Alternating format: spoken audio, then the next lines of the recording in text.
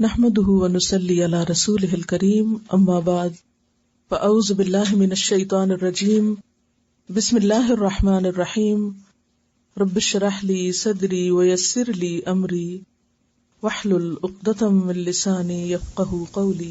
چلیے حافظوا على الصلوات والصلاة الوسطى.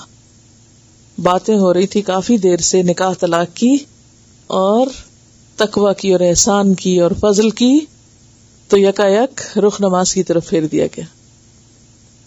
کیوں؟ اس لیے کہ جب تک اللہ کا خوف نہ ہو دل میں، اللہ سے تعلق مضبوط نہ ہو، تو انسان بندوں کے حقوق صحیح طور پہ ادا نہیں کر سکتا. لہذا تقوی اسی وقت آئے گا جب تمہارے اندر خدا کا خوف ہوگا، اور جس کے اندر خدا کا خوف ہوگا وہ سب سے بڑھ کر نماز کی حفاظت کرنے والا ہوگا. ان الصلاۃ کانت علی المؤمنین کتابا موقوتا. نماز مومنوں پر وقت کی پابندی کے ساتھ فرض کی گئی. تو حفاظت نماز میں سب سے پہلے اوقات کی حفاظت آتی ہے. وقت داخل ہوا، آپ نماز کے لیے تیار ہوں، اول وقت پہ پڑھنے کی کوشش کریں. پھر اس کے بعد طہارت کو دیکھا جائے گا. نماز کی حفاظت میں بھی آئے گا کہ آپ کا وضو ہے یا آپ پاک ہیں یا نہیں. پھر اس چیز کا بھی دھیان کریں گے کہ آپ کا رخ قبلے کی طرف ہے یا نہیں. پھر اس کے بعد یہ کہ نماز کے اندر جو قیام ہے، رکوع ہے، سجود ہے، قرات ہے، ان سب چیزوں کی بھی پابندی. تو جو بھی کمپوننٹس ہیں نماز کے، ان سب چیزوں کی حفاظت اس میں آ جاتی ہے. تو نمازوں کی حفاظت کرو، یعنی ان کی باقاعدہ ادائیگی کا اہتمام کرو. والصلاۃ الوسطی، خاص طور پر صلاۃ الوسطی کی. صلاۃ وسطی کیا ہے؟ عصر کی نماز. حدیث سے واضح طور پر ثابت ہے.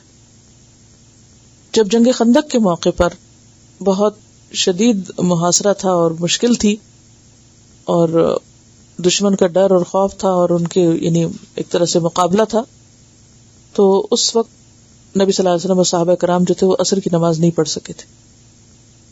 تو اس موقع پر آپ نے فرمایا تھا کہ اللہ تعالیٰ ان کی قبروں کو اور گھروں کو آگ سے بھر دے کہ انہوں نے مجھے صلاۃ وسطی نہ پڑھنے دی حتیٰ کہ سورج غروب ہو گیا.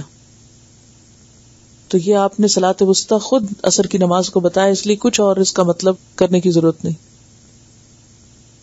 اسی طرح حضرت ابن عباس اور عبداللہ بن مسعود سے روایت ہے کہ آپ صلی اللہ علیہ وسلم نے فرمایا صلاۃ وسطی نماز عصر ہے.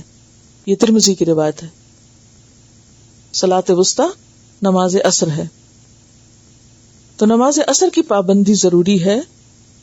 اس کا یہ مطلب نہیں کہ باقی اہم نہیں ہے، لیکن خاص طور پر عصر کی نماز. عصر کی نماز کے بارے میں ایک اور حدیث بھی آتی ہے، وہ بڑی سخت حدیث ہے. جس شخص کی نماز عصر فوت ہو جائے گویا اس کا اہل و عیال اور مال و اسباب ہلاک ہو گیا. متفق علیہ روایت ہے، بخاری اور مسلم کی. اور اس میں خاص طور پہ فرمایا وقوموا للہ قانتین، اللہ کے سامنے فرما بردار بندے بن کے کھڑے ہو جاؤ. قوموا. تو اس سے کیا پتہ چلتا ہے کہ نماز میں قیام اہم ترین حصہ ہے. نماز قائم ہی قیام سے ہوتی ہے. لکھ لیجیے اس جملے، نماز قائم ہی قیام سے ہوتی ہے. اور خصوصاً فرض نماز ادا ہی نہیں ہوتی جب تک آپ کھڑے نہ ہو. یعنی آپ کی نماز نہیں ہوتی فرض اگر آپ کھڑے نہیں ہوتے. ہاں، اگر کوئی شخص بیمار ہے، گھٹنوں میں تکلیف ہے یا کمزوری ہے، کھڑا نہیں ہو سکتا، پھر اور بات ہے. نبی صلی اللہ علیہ وسلم نے دیکھا کہ کچھ لوگ بیٹھ کر نماز پڑھ رہے ہیں. آپ نے فرمایا بیٹھ کر نماز ادا کرنے والے کو کھڑے ہو کر نماز ادا کرنے والوں کی نسبت آدھا ثواب ملے گا، جیسے نوافل وغیرہ. جب نبی صلی اللہ علیہ وسلم کی عمر زیادہ ہو گئی تو آپ نے جائے نماز کے قریب ایک ستون تیار کروایا جس پر آپ ٹیک لگاتے تھے، لیکن کھڑے ہو کر ہی نماز پڑھتے تھے، کیونکہ قیام اللیل طویل ہوتا تھا نا، لیکن کھڑے ہوتے تھے. نبی صلی اللہ علیہ وسلم رات کا بڑا حصہ کھڑے ہو کر نوافل ادا کرتے اور کبھی بیٹھ کر.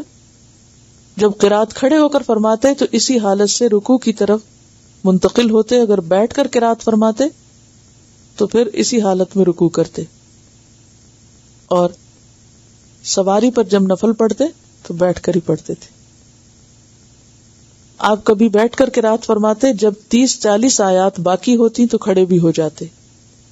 یعنی ایک ہی رکعت میں نوافل میں جیسے کہ تراویح وغیرہ ہے تو آدھی قرات کھڑے ہو کر اور آدھی بیٹھ کر بھی ہو سکتی ہے. اور اگر گرنے کا ڈر ہو یا گھٹنوں کی تکلیف ہے، اٹھنے بیٹھنے کا مسئلہ ہے، پھر بیٹھ کر بھی آپ ادا کر سکتے ہیں. بیٹھ کے جب آپ ادا کریں گے تو رکوع بھی بیٹھ کے ہی کریں گے اور سجدہ بھی بیٹھ کے کریں گے. اور اگر اتنی ہمت بھی نہیں کہ آپ رکوع سجدہ کریں تو پھر وہ اشاروں سے ہوگے. اور اگر کرسی پہ آپ نماز پڑھ رہے ہیں تو میز پہ سجدے کی ضرورت نہیں، پھر اشارہ ہی کافی ہے. اور یہاں پر صرف کھڑے ہونے کی بات نہیں ہے، قوموا للہ قانتین، قانتین بن کے کھڑے ہو. اس کا کیا مطلب ہے؟ خشوع کے ساتھ، کیونکہ نماز کی اصل حقیقت کیا ہے؟ عاجزی، خشوع. نماز کیا پیدا کرتی انسان کے اندر؟ عاجزی پیدا کرتی. ایسا شخص جو دن میں 5 دفعہ اللہ کے سامنے جھک کے کھڑا ہوتا ہے، ادب سے کھڑا ہوتا ہے، پھر رکوع میں جھکتا ہے، پھر سجدے میں ناک زمین پہ رکھتا ہے، اس میں تکبر کہاں سے رہے گا اگر وہ شعوری نماز پڑھ رہا ہے. اور پھر انسانوں کے ساتھ معاملہ کرتا ہے. بچپن سے اس کی تربیت یہی ہے کہ بڑوں سے ادب کے ساتھ معاملہ کرو. ادب ادب. تو ایسا شخص پھر کسی اجنبی کے ساتھ بھی معاملہ کرے گا تو کیسا کرے گا؟ ادب. بیوی کے ساتھ بھی معاملہ کرے گا تو کیسا کرے گا؟ یعنی شوہر بیوی کے درمیان بھی ایک احترام کا معاملہ ضرور ہونا چاہیے. دیکھیں نا، بچوں کو کیا حکم ہے وہ ماں کے ساتھ کیا کریں؟ بچوں کو کیا حکم ہے ماں کے ساتھ کیسا معاملہ کریں؟ ادب کا. اب آپ دیکھیے کہ بچوں کو ادب کون سکھائے گا؟ باپ سکھائے گا نا. اگر باپ ماں کو گالیاں دے رہا ہے، باپ ماں کی پٹائی بچوں کے سامنے کر رہا ہے، باپ ماں پہ چیخ رہا ہے، زور زور سے بول رہا ہے، بچے کیا ادب سیکھیں گے؟ سیکھیں گے ادب؟ کوئی ادب نہیں سیکھیں گے. جو شوہر بیوی آپس میں احترام نہیں کرتے نا ایک دوسرے، ان کے بچوں کو کوئی دنیا کی طاقت ادب نہیں سکھا سکتی. تو وہ پورا کلچر تبدیل ہو جاتا ہے. اور یہ ہمارے ہاتھوں کے بوئے ہوئے کانٹے ہیں. ہم خود بدتمیزی سکھاتے ہیں بچوں کو. اور پھر وہ ادب اور احترام کا جو ڈور ٹوٹتی ہے نا، وہ تسبیح کے دانوں کی طرح ایک بریک آتی ہے تو ہر چیز گر جاتی. پھر جب ایک بندہ اپنے رب کے سامنے نہیں نہ کھڑا ہوتا، وہ سجدہ نہیں کرتا، نہ نماز نہیں پڑھتا، وہ ماں باپ کا احترام نہیں کرتا، نتیجہ کیا ہوتا ہے؟ وہ بیوی کا بھی نہیں کرتا، بچے پھر آگے اس کا نہیں کرتے. پھر وہ ایک ایسا معاشرہ جنم لیتا ہے کہ جس میں کوئی ادب تمیز اور ایک دوسرے کے حقوق کا خیال نہیں. تو اس لیے یہاں پر آپ دیکھیے کہ حیرت ہوتی ہے نا، اس میں نماز میں تو سجدہ بھی ہے، نماز میں تو اور بھی بہت سی چیزیں، لیکن کہا قوموا للہ قانتین، کہ کھڑے بھی ہو. اسی لیے نماز میں نگاہ کہاں ہونی چاہیے؟ سجدے کی جگہ پر ہونی چاہیے، یعنی کہ ادھر دیکھے ادھر دیکھے. منع کیا گیا اسے. یہ بھی قانتین کے خلاف ہے، یعنی عاجزی کا. اسی طرح بیٹھ کے جب اتحیات پڑھتے تو اس سے بھی نبی صلی اللہ علیہ وسلم کی نگاہ ان کی انگلی سے آگے نہیں جاتی تھی. یعنی جب آپ نماز پڑھتے تھے تو شہادت کی انگلی پر نظر رہتی. اب آپ دیکھیں نماز میں بیٹھنے کی پوزیشن پھر کیا ہوگی؟ اتحیات میں بیٹھے تو بھی ایسے بیٹھے ہیں، سر جھکا ہوا، کھڑے ہیں تو بھی سر جھکا ہوا. تو یہ سر کا جھکنا کیا ہے؟ سر تسلیم خم، اللہ میں تیرے سارے حکم مانوں گا. قوموا للہ قانتین. 2 باتیں اس آیت سے پتہ چلتی ہیں. نمبر 1، نماز قابل اہتمام چیز ہے جس کی حفاظت لازم ہے، جیسے تم اپنے مال کی حفاظت کرتے ہو، جیسے اپنی کسی بھی پیاری چیز کی حفاظت کرتے ہو. نمبر 2، نماز میں اصل چیز قنوت ہے، عاجزی ہے، اخلاص ہے، سکوت ہے. اور جہاں تک سکوت کا تعلق ہے، یعنی قانتین کا ایک معنی سکوت بھی لیا گیا ہے. سکوت سے کیا مراد ہے؟ بولنا بھی نہیں، کھانا پینا بھی نہیں، اور کیا نہیں کرنا؟ ادھر ادھر کوئی اور کام نہیں کرنا. یہ نماز پڑھ رہے ہو یا اور دنیا کے کام کر رہے.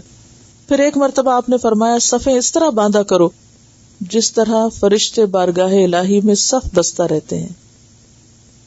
سب سے پہلے اگلی صف پوری کیا کرو اور صف میں خوب مل کر کھڑے ہوا کرو. یعنی نماز کا پھر طریقہ سکھایا. سبحانک اللہم و بحمدک نشهد ان لا الہ الا انت نستغفرک ونتوب الیک.